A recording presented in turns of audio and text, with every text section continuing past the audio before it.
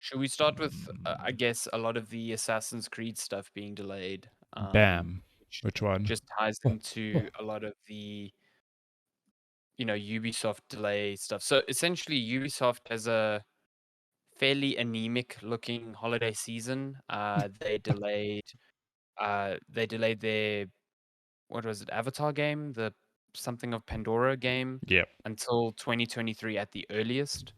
Um, on top of that, they also delayed an unannounced small Smaller small premium AAA game. game, is how they described it, and that game is reportedly, um, Assassin's Creed Rift, which is a code name for a sort of smaller scale Assassin's Creed that is focusing more on social stealth like the earlier games in the Mm. series.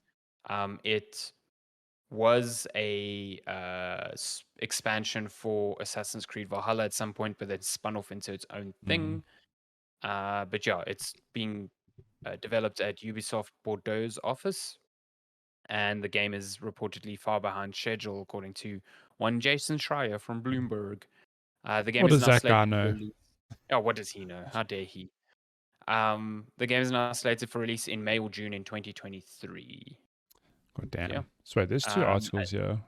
Oh, yeah. there's So on top another. of that, Assassin's Creed. There's another Assassin's Creed game called Project Red, which was revealed in a leak. It is reportedly an Assassin's Creed game that will be set in Asia, and it will be included with Infinity. Now, if you recall, Infinity. There's a lot Just to keep track of overview here. here, yeah. Assassin's Creed Infinity is an upcoming live service Assassin's Creed game, which will sort of act as a kind of like hub Yeah. for future Assassin's Creed titles, I think for the main ones. Mm. So this might be the second game as part of that, because I assume Infinity will launch with something. Yeah. Yeah. Noted here is Jeff Grubb of Giant Bomb has said that this game could be set in Japan, which is Nice. like, Jesus Christ, finally. How long has it been Also, since people have you been could asking for Assassin's Creed in Japan? you could just play Ghost of Tsushima now, and it's a You pretty could, good and it's very Japan good. Assassin's Creed. Very good. But it Yeah. lacks the assassins, but it's pretty much the same. Well, not the same, but it's a very similar formula. Um, so yeah, but I would be very curious to see what their take on Japan is. I think we'll know about all of these plans soon because Ubisoft has announced an event in September which will Have reveal they? the Okay, future of Assassin's Creed. So I that's a suspect lot a of lot of this, Assassin's Creed. yeah, a lot of this will be detailed there. So listen, I'm rooting for the franchise to do something because I Mm, think, listen, I think there are thousands and thousands of people that love Valhalla, and it mm, certainly sold well enough to indicate that, but I feel like I'm ready for a change in that series. I mm. did not vibe with Valhalla at all. Yeah, Um, and so Valhalla had like three pretty chunky expansions as well. yeah, Like I think it's it's just time too to move much. on. It's Yeah, I think that's why I'm so keen on like the smaller scale one because it's back to like these stealth elements that I enjoyed, and it's just more palatable at that yeah, size. So 100%. Yeah, yeah. cool. Um, what do you want to move on to next? Let's look at Immortals Fenyx Rising reportedly getting a Polynesian-themed spin-off. Yeah. That's cool. Visually, This is less of a copy of Breath of the Wild. Okay, so visually, what about mechanically? visually Because there was a lot of inspiration for Breath of the Wild when I watched Lenska play. that fair enough. Yeah. Um, I guess now, I guess Immortals Fenyx Rising was like more surprising of a hit for Ubisoft than even they assumed. Mm, Um, because I think pre-release people were like, oh, this doesn't look like what it was originally set out to be, yeah, and it looks like a Breath of the Wild clone, and but like everyone who's kind of played it just says it's like fun. It is it's a paint by numbers open world, but it is still fun. it's yeah, it's got a good it's got a good sense of humor. If I think the best way I could explain it is like imagine Saints Row and Breath of the Wild had a baby, but Immortals is less like crude, if I could say that. It's just like Mhm. the wackiness of Saints Row with the open world of Breath of the Wild, with the paint by numbers mechanics of every other open world RPG, with skill trees and. But it was, I haven't played it. I've watched Lensa play it. It looked like a lot of fun. It's like one of those games I'd love to play. I just need to make the time for it. So a sequel, I know it'll probably be received very well, and I'd be keen to see what it looks like. Yeah, so this leak comes from good old Jeff Grubb again. This time, What does this time he on a know? different podcast. Jeez, he knows everything apparently. Um, that that Ubisoft is looking at another entry in the series again, but it's going to be completely different setting, and it will probably be a Hawaiian Polynesian setting, which Yeah. I think is pretty cool because that's a setting like that I think is quite novel. It's very Mm, easy to just do they did Greek mythology, so what if they do Norse mythology, or what if they yeah. do, like an Asian or Yeah. Japanese setting, like Polynesian Hawaiian? That's interesting and different, Mm, so I'd be super keen on that. yep. But it's apparently in early pre-production. There's some concept art, but it's maybe only coming out in 2025. So that's Yeah, I still was gonna quite say it's away. probably a long time away. Yeah, and things could change between now and then. We've seen things being outright cancelled. Mm. So yeah. What do you want to jump to? Let's discuss some of this Last of Us Part 1 stuff. Mm-hmm. So, we got a chunky 10-minute trailer for the gameplay in this remake this week, following a lot of leaks, which Naughty Dog were super not stoked about. It kind of confirmed a couple of things, that the vague umbrella term of gameplay enhancements is really just restricted to some AI improvements, mostly for NPCs. Mm. So I think if you remember in the original Last of Us, um, Ellie had this really this really funny behavior of running into like clickers by herself, and like the Never. enemies completely ignoring her because Yeah. like you had no control over that player. So I think they've refined that quite a bit. Mm. Um, but in terms of like combat changes, nothing's different. There's no like proning or crouching or any sort of like those mechanics that they introduced in the second one that made it feel like a more refined stealth game, which Yeah. I'm a bit disappointed about. Mm. But yeah, it is what it is. I think one of the biggest things that they've added, which I see some argument for, like it didn't need a remake for this, but at the same time, there's a lot of accessibility features that have been added to the Mm. game, which will allow a lot of people to play the game for the first time, which is a Exactly. big deal. Yeah. Um, so I think Uh, they took a lot of their work from Part 2, because The Last of Us Part 2 was hailed as like a really big step forward in terms of mm. accessibility features for games. So I think they've taken a lot of that work and applied it to this game, which is not trivial. It's not just like cool Yeah. settings here, settings there. Yeah. Um, so yeah, that's cool. Steve Salo, who's a big activist for this sort of thing, Accessibility. Yeah. he tweeted, he basically said, "I don't care what you think. To me, if The Last of Us remake makes a barely playable game for disabled players to an almost fully accessible game for disabled players, that's It's 100% worth worth it. Yeah. $70, period." Yeah. And also, And fair point. Yeah. yeah. I mean, and I've also seen like the one thing that just clicked for me this week was this is just going to tie in with the show. Yeah, absolutely. Which This is 100% why this is happening. it's Yeah. not made for people who have played the game. Like obviously you and I will probably play it, don't get me wrong, but it's not Mm. made for us. It's made for these new people who have never ever touched this franchise to just Yeah. watch the show, be like, oh damn, this is based on a game. Oh shit, like this game just released. Like Yep. they're gonna have the best experience. They've never played The Last of Us, so giving it to them on PS5, like, yeah, that's cool. Like, I Yep. wish I could forget playing this game and play it again from scratch. Like the first Last of Us I played on PS3, and it is an example of that rare kind of game where I wish it never finished. Like I hated Mhm. playing it purely because I was like, I'm getting closer to finishing it, and I never wanted it Mhm. to finish. Mhm. So yeah, like I get it. There is criticism of, oh, it's a $70 remake and it's not really a remake. Like, no one's forcing you to buy the game. Like, wait for it to go Mm, on mm. Plus at some stage, whatever. Cool, It you probably know, will, and and it knowing how will. AAA releases 100% it are will. nowadays, Yeah.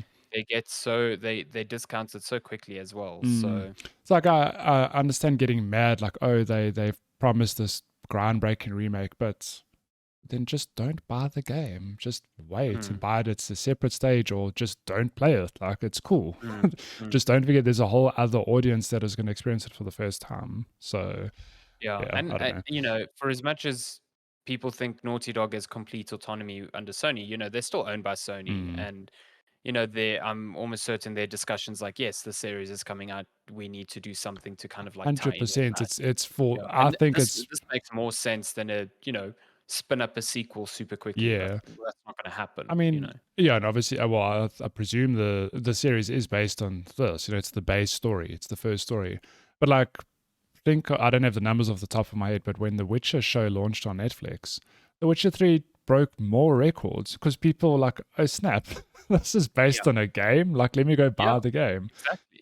And Exactly. it's yeah, I think it's 100% that of it's a financial decision, and Sony's a company, they want to make money. So Hmm. if you don't Hmm. like it, then don't support them. Like, yeah, Yeah. No, fair enough. I mean, at the end of the day, if this thing doesn't sell well and it costs only a bunch of money to make, then clearly they've been given an indication from consumers that exactly. this is not to the level that they expected and that they wanted. You know, if you that is the only sort of like criticism that will really make it through. Um, Yeah, but if you're buying the game at $70 and still complaining about it, you what are you doing? You know, I don't I'd put understand. money on this game's going to sell millions. It's going to do Oh, stupidly absolutely. well. No, So this game's gonna sell just fine, yeah, just uh, fine. cool. Cool. What is next? Uh, Should we touch on No Man's Sky getting another oh my god, big the DLC drop? game that keeps on giving. It just seems like Hello Games just does not sleep. Sleep. That's Yeah, all I get from this. shit. So there's a new update called Endurance that is already out. Overhauls the way the game's freighters and fleets work. Hello Games called it the biggest update of the year. So, if I can just read you from Polygon, Endurance brings a complete overhaul of freighters and fleets, allowing players to live and work aboard their home in the stars, together with their own crew. A new bridge brings a range of quality of life improvements with instant access to warping and teleportation. Players can now build vast freighter bases on a scale not seen before with specifically themed areas and new features for growing food and manufacturing, and new technology like the ability to scan and analyze planets from space. Hmm. Cool. God damn. Yeah, This neat. this game just keeps on And giving. for free again. Just ridiculous. Yeah. Just ridiculous. I wonder, I'd love to know what the active player base is in this game and how Mm. many sales it continues to make, all I mean, these it years must be later. worthwhile if they're still No, doing it. exactly that. If they keep supporting it, I'm sure it keeps people coming back in and it keeps welcoming new players. At what point do they go like, it's not worth it anymore, let's work on our next franchise, if that. Mhm. Because I don't know, No Man's Sky has been around for it's like years now. I mean, I'm not talking like a decade, but it has been a good handful of years. So, Mhm. good on Mhm. them. What a good redemption story for the studio. Yeah, it is. It's really cool. Um, I do like that. So, yeah. Yeah. Uh, Lastly, well, Lego Atari 2600. This thing is fucking cool, man. not lastly, but yes, the second lastly. Oh, did I miss one? Lego's Atari 2600 is cooler than it needed to be. It's so cool. So, I mean, we already saw the Lego NES before, but this seems like a level above. Like, Mm, this is a Lego recreation of a console that, it has a really distinct look. It's got that wood grain feel, a yeah. lot of black, but it just looks incredible. It's got all of the switches are movable. You have these like three dioramas of three classic games. So, Mm. Asteroid, Centipede, I don't know the other one, It's but yeah, it's game Adventure. program adventure. Oh, adventure. I think. And it's like got the carts and then a little diorama for the game, Mm. indicating some of the gameplay. You've got this really cool like diorama scene that flips out onto Yeah, that's up the here. This one, console. right? Yeah, that one. It's just a really cool little piece of Lego. Mm. So yeah, it's quite expensive. I think locally it's 3,500 rand. Which Um, which is surprisingly, I remember reading earlier this week, it's actually cheaper than it is overseas. Like if yeah, you it is because do, it's like $270 yeah, if overseas. you do direct conversion, we're actually getting like a really good price. Yeah, So no yeah. idea how our distributors manage that, but cool. Look, 2.5 grand Sure, is it's still a going lot to. of Oh, it's a lot of. money, Oh, it's but $240. Sorry, but $240, that's yeah, still, yeah, direct conversion. Um, but yeah, that's cool. This thing will probably sell out super quickly. I yeah. mean, if you follow Lego at all locally, this stuff sells out very quickly. So Mm. yeah, get on it if you're keen on that. That's out I, soon in August, sometime. yeah, I love that Lego as a company can make anything. Hmm. And they don't just say like, here's the Atari console. It's like they go the next step of here's a cool little flip out thing with the scene. Here's 3 cartridges. It's genius. It's really It cool. never. I've never bought a Lego set and felt like it was a You cheap cheat cash it, in yeah. on that. Like when they made the Mario question block, it was like, okay, it's not just a block. It's got this diorama inside and like really But interesting still, engineering to make it flick open, imagine like super cool. imagine pitching the question block. Like, cool. It's just a giant block with a question mark on it. They're like, no, we've got to go the extra step here. Uh, Exactly. Yeah. That's Um, very cool. yeah. I'm waiting on the release date for that BB-8 Oh boy, Lego set. I want that soon. in my face. Yeah. And then last piece of news. This Here's a look at Fall Guys Oh, leaked I forgot Sonic the about this. Hedgehog stage. Yeah. Oh, so I never spoke about this earlier. I actually did play a bit of Fall Guys earlier this week with Oh good yeah. friend Cello ZA. Oh, From best of in friends. in on the other side of the planet, getting up at the crack of dawn to play Just to play play some some Fall Bean Guys. Simulator. Fall Guys, man. This What a game, game. so it's What a too much fun. game. I love that this game continues to be as successful as it is. So yeah, this piece of news is that Fall Guys is getting a Sonic the Hedgehog stage, That's appropriately cool. named I'm Bean very Hill put Zone. out by this Knuckles costume on this little bean man right now. Not a fan of that at all. Oh, there's actual gameplay. Yeah. Look at That it. is Bean Heel really Zone cool. gameplay. Love it. It's amazing how Fall Guys as well has turned itself into this brand that can just incorporate whatever franchise they want to. Yep. Like Yeah. it's like Right now they finally can. it's Fortnite basically. Look at that. You got little like speed rings that let you go fast because It's of so course you cool. do go fast. Yeah. This looks very, very interesting. Like lots Mm. of like little loop-de-loops and little areas to bounce off of, and it's Amazing. obviously got the The color little palette of Green of the Hill green, Zone, yeah. which is really cool. If So yeah, yeah, and this looks if you bad. somehow missed out on Fall Guys because you saw it released a few years ago and whatever, it's free to play. It's on just about Yeah, every give it a platform. go. It's definitely worth downloading, even just to play for an hour or Absolutely, two. And absolutely. that is all the news this week. That